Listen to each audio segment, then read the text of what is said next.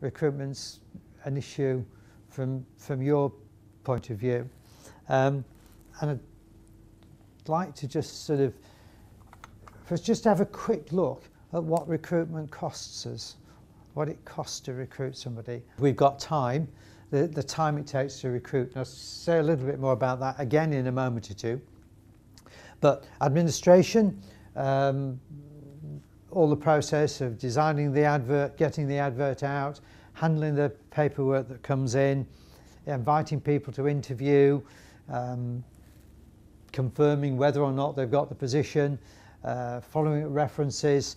There's a huge amount of administrative task involved there. And then we put into that the time of interviewing, and we're just saying that good practice says that you need to have a couple of people interviewing, and that inevitably can take a significant amount of time. I mean, I often reflect on the fact that sometimes major decisions that we make as individuals, as employees, sometimes hinge on what might only be a 45-minute interview. And yet those who are carrying out the interviews, possibly 2 or 3 people who are carrying out those interviews, you know, they may be doing half a dozen of those in the course of a day. So there is a significant amount of time involved in interviewing, and time, of course, is opportunity cost. It's time that you're spending doing interviewing, time you're spending doing recruiting, that you're not spending time on other things that might be part and parcel of your job responsibilities. So there's a real cost there. So if we advertise, rerunning the process is part and parcel of the potential expense of doing it. Are there any other things that we might want to think about in terms of the cost of recruiting a new employee?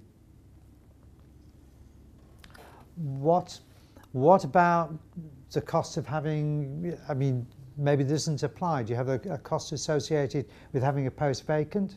I just wanted to get out sort of fairly clearly the huge cost of recruiting, and certainly whatever can be done to reduce that is actually tapping into higher levels of resources. But there are a number of things that we can do in order to improve our recruitment, and you've alluded to a certain extent that the first thing for us we have to do is to attract people in the first instance. That's why we spend the money on the advertisements for advertising. That's why we go to the job centre, though to a certain extent the reasons they're attracted at the job centre may not always be the reasons we want to employ them for.